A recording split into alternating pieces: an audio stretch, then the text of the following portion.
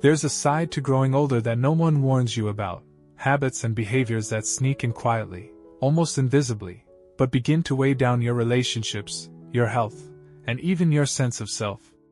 These aren't just quirks of age, they're warning signs, often left unspoken. But the good news? Once you see them, you can change them. Let's shine a light on what's been hiding in the shadows. 1. Talking too much about health, and not enough about life. It often starts innocently. A sore knee here, a new prescription there. Friends ask how you're doing, and you tell them, the truth, after all, is in the details. But slowly, quietly, the balance of conversation begins to tip. Before you know it, every gathering, phone call, or check-in becomes a medical briefing. This is one of the ugliest and most overlooked habits seniors fall into as they age. The habit of making health the centerpiece of every conversation. To be clear, your health matters. It deserves care, attention, and sometimes a listening ear. But when you let it dominate your interactions, something shifts. Conversations lose their joy. People begin to withdraw, not because they don't care about you, but because they long to connect with the rest of you, the vibrant, funny, curious, passionate you that still exists beyond blood pressure numbers and joint pain. Health talk can become a wall, not a bridge. It becomes a way to vent rather than connect, and it often repels the very connection we crave in older age. Family members start calling less, visits become shorter, and invitations slowly fade. Not because they don't love you, but because they miss the days when you talked about dreams, memories, books you've read, or even what you're cooking for dinner. We must remember, we are not our diagnoses. We are not our ailments. We are not the list of pills on the nightstand. You have stories to tell, laughter to share, wisdom to pass down. And when you shift the focus from what hurts to what matters, when you ask others about their lives, and share pieces of yours that aren't defined by discomfort, you make space for connection again. The irony is, staying socially connected has been shown to improve both mental and physical health. So yes, take care of your body. Speak up when you need support. But don't let your health become your only topic of conversation. Because your life is so much bigger than that, and people are hungry to hear about it. 2. Holding on to clutter, and calling it sentimental. There comes a time in life when the things around you aren't just things, they're chapters. The faded books, the chipped teacups, the holiday decorations still boxed in the garage. Every item whispers a memory, a moment, a version of you that once was. And letting go? It feels like betrayal. But here's the hard truth few will say out loud: what we call sentimental can slowly turn into suffocation.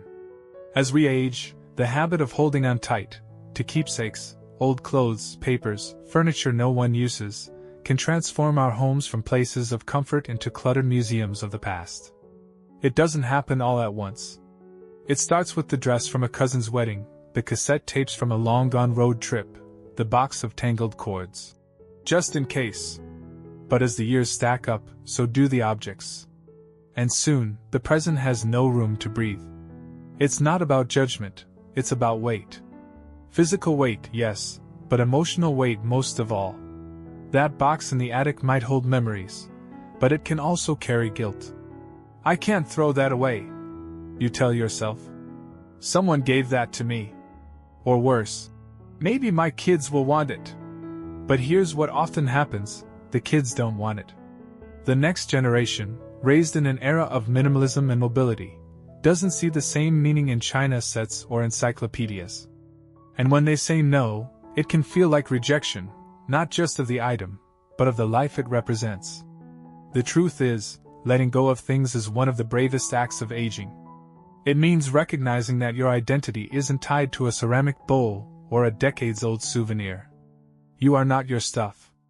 You are the sum of your experiences, your love, your legacy. When you declutter, you're not throwing your past away. You're choosing to carry it in a lighter form, in memories, in stories, in the wisdom you pass down. You're making room not just in your home, but in your mind, your relationships, your future. 3. Becoming unintentionally rude or blunt, then calling it honesty. At some point, many older adults stop sugarcoating things. They speak their mind. They Call it like it is. And while there's value in honesty, especially from someone who's lived and learned, there's a fine line between being direct and being dismissive. This is one of those ugly habits that creeps in so slowly, you might not even realize it's happening. A comment about someone's weight. A remark about a grandchild's career choices. A snide joke that lands with a thud. And when someone reacts with hurt, confusion, or silence, the response is often, "What? I'm just being honest." But there's more beneath the surface.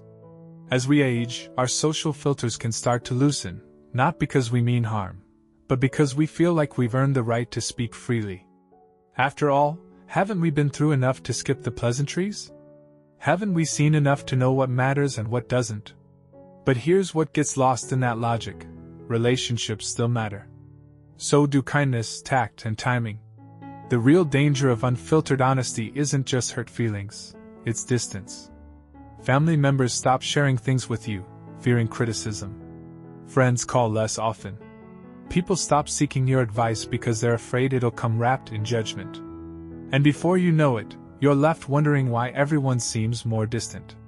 Being respected doesn't come from being the loudest voice in the room. It comes from being the one who listens, who speaks with care, who builds others up even while telling the truth. So before making that offhand comment or telling it like it is, try this. Ask yourself if you would have said it the same way at 40. If not, pause. Rephrase. Add warmth. Because honesty wrapped in empathy is far more powerful, and far more welcome, than truth delivered with a sting. You don't need to silence your voice. You just need to soften the delivery. And when you do, you'll find people not only listening to you, but opening up to you again. 4. Refusing help, even when it's gently offered with love. There's a quiet kind of pride that builds over a lifetime. You've worked hard, raised families, paid bills, solved problems, weathered storms. So when someone offers to help, whether it's carrying groceries, fixing the sink, or setting up a new phone, the instinct is often to smile and say, "I've got it." Or worse, "I don't need help." And in that moment, something important slips away. Refusing help may feel like strength, independence, control. But over time, it can become something else entirely. Loneliness, frustration, even risk. You see, one of the hidden truths of aging is this: the world doesn't expect you to carry it all on your own. But we often carry an internal rulebook written in our younger years. Don't be a burden. Handle it yourself. Never show weakness. These beliefs run deep. They're noble in intention but dangerous in practice, because they make it hard to say yes when it matters most. Think about this. When you push away offers of help, you're not just protecting your pride. You're also blocking connection. You're saying no to someone's love in action. Whether it's a daughter offering to drive you to the doctor, a friend wanting to organize your pantry, or a neighbor dropping off a warm meal, these gestures are about more than tasks. They're about care, presence, relationship. And yet, many seniors resist. They say no even when yes would make life easier, safer, more joyful. They stumble on the stairs instead of asking for a handrail. They squint at instructions rather than admitting they're confusing. They suffer in silence instead of reaching out. Why? Because somewhere inside, they believe needing help means becoming less of themselves. But here's the truth: asking for help isn't weakness. It's wisdom. It's strength wrapped in humility. It's knowing yourself well enough to recognize when support can make life richer. And it's not one-sided. When you allow others to help you, you give them a gift too, the chance to feel useful, to show love, to stay close. So next time someone offers help, try this: pause, breathe, and say yes. Not because you can't do it alone, but because life is better when you don't have to. 5. Rejecting anything new, and mistaking it for sticking to your values. There's a comfort in the familiar, a rhythm in routines, a peace in knowing how things used to be. You have your favorite foods, your favorite chair, your TV shows, your way of doing things. And with age, those comforts become anchors. But sometimes, without realizing it, those anchors turn into chains. One of the quietest, ugliest habits that creeps in with age is a subtle, stubborn rejection of anything new. New music? It's just noise. New ideas? Silly trends? New technology? Too complicated. New customs, identities, styles? Not how we did it. This rejection often hides under a noble disguise. I'm just sticking to what I believe. But what's really happening is something more dangerous. The world is moving forward, and instead of adjusting the sails, you start pulling down the mast. And the price? Disconnection. Younger generations begin to pull away, not because they don't love you, but because they don't feel heard. Conversations grow shorter. Invitations stop. You miss out on joyful moments not because you're too old, but because you've become too closed. It doesn't have to be this way. You don't need to change your beliefs or toss out your values to stay open. You just need curiosity. Openness doesn't mean agreement, it means interest. It means asking instead of assuming. It means saying, I don't understand, can you tell me more? Instead of, that's ridiculous. You don't have to love every new gadget, trend, or idea. But when you approach change with curiosity instead of contempt, something beautiful happens, bridges form. Conversations deepen. You stay relevant not by being trendy, but by being willing to learn. And there's power in that. Because growth is not reserved for the young. Growth is for anyone with a heart that still beats and a mind that still wonders. So the next time you're tempted to scoff at something new, ask yourself, am I staying true to myself, or just afraid of change? You might find that letting a little newness in doesn't threaten who you are. It reminds you of who you've always been, someone capable of growing, connecting, and still surprising the world. 6. Letting appearance slide, then wondering why you feel invisible. There was a time when you wouldn't leave the house without brushing your hair, ironing your shirt, maybe even adding a splash of perfume or aftershave. Not because you were trying to impress anyone, but because it made you feel ready to face the world. Proud. Present. Alive. But slowly, for many seniors, that spark fades. You wake up and think, what's the point? You throw on yesterday's clothes. Skip the shower. Let the barber appointments slide. Your shoes get dusty in the closet because slippers are easier. You tell yourself it's just comfort. Or that people shouldn't judge appearances.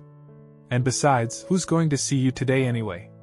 But here's the part no one tells you, the way you present yourself isn't about vanity. It's about vitality.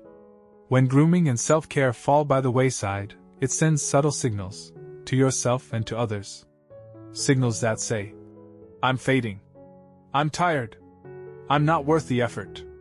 And those signals, whether we mean them or not, affect how people interact with us. Doors don't open quite the same way. Eyes don't meet ours as often. We begin to feel, without fully knowing why, like we're disappearing. But it doesn't have to be this way. You don't need to chase youth to hold on to dignity. You don't need designer clothes or perfect hair. But taking 5 minutes to brush your hair, trim your nails, wear something clean, or put on a color that lifts your mood, that is not shallow. That is self-respect. That is claiming your space in the world. And here's the magic. When you feel good in your skin, others notice. They engage more. Compliment more. Want to be around you more. Why? Because energy is contagious. And pride, quiet, grounded pride in yourself, is magnetic. You don't dress up for the world. You do it for you. To remind yourself, every morning, that you're still here. Still worthy. Still glowing with the dignity and depth of a life beautifully lived. So dust off that jacket. Put on the shirt that makes you stand taller. Take back your reflection. 7. Isolating yourself, while telling yourself you're just fine. It often starts with a missed invitation. Then another. A skipped phone call, a family gathering you're too tired to attend, a walk you decide not to take. You tell yourself it's no big deal. You need the rest. People are busy. You're content with your own company. But bit by bit, the quiet grows louder. Isolation doesn't always announce itself. It often sneaks in wearing the disguise of independence. You stop reaching out, stop asking for company, Stop saying yes to new experiences. And the hardest part? You may not even realize it's happening, until one day, you feel like the world has moved on without you.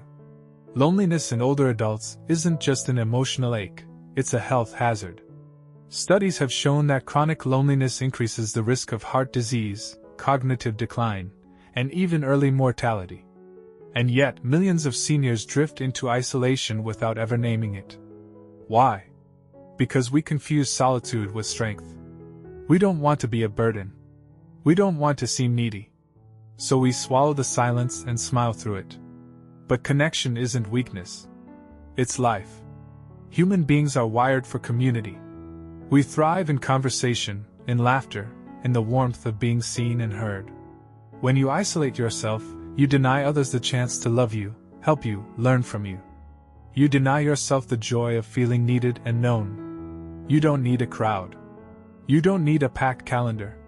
You need a spark, a phone call, a shared cup of tea, a regular chat with someone who listens. Reaching out might feel awkward at first. But the antidote to isolation is small, consistent action. Join a local group. Take a class. Say yes to the next invitation. Call an old friend, even if it's been years. Smile at someone in the park. Let people know you're still here, because they want to know. You may be fine on your own. But life isn't just about being fine. It's about being connected. 8. Complaining about the way things used to be, and missing the beauty of now. It's an easy trap to fall into, especially with age. The world changes fast, too fast. You turn on the TV and don't recognize the music. You walk into a store and can't find anyone who'll just ring you up without a screen between you. The values, the language, the pace of life, it all feels foreign. And so you say it. Sometimes quietly. Sometimes with a sigh. Sometimes to anyone who will listen. It wasn't like this in my day. But here's the truth. While there's comfort in remembering the past, living there comes at a cost. This habit of romanticizing the good old days may seem harmless, even nostalgic. But over time, it can harden into something that pushes people away. Younger generations begin to feel judged. Conversations turn into lectures. And most painfully, it locks you out of the joy that still exists in the present moment. Because while the past held beauty, so does now, if you're willing to see it. There's beauty in watching your grandchild master something you don't understand. There's joy in discovering a new song, a new dish, a new way of doing something that surprises you. There's wisdom in sitting quietly with someone younger and saying, "Tell me what that means," instead of, "That's nonsense." Every time you choose curiosity over complaint, you stay relevant. Not because you've kept up with every trend, but because you've stayed open to people, to change, to life. The past deserves to be honored. But it was never meant to be a place to live. It's a place to visit, to learn from, and to carry forward, not to escape into. So the next time you feel tempted to say, "Back in my day," pause. Reflect. Then maybe try this. Tell me more about your day. Because connection isn't built on comparison, it's built on presence. And the present still has wonders to offer you. The story isn't over. The moment you're in right now. It's just as real, just as rich, just as meaningful, as any you've lived before. Which of these 8 habits surprised you the most? Share your thoughts in the comments. I read every one and love hearing your insights. If this message resonated with you, please take a moment to like this video and subscribe to the channel. It helps us reach more wonderful souls like you, and ensures you won't miss the next story that might just shift your perspective.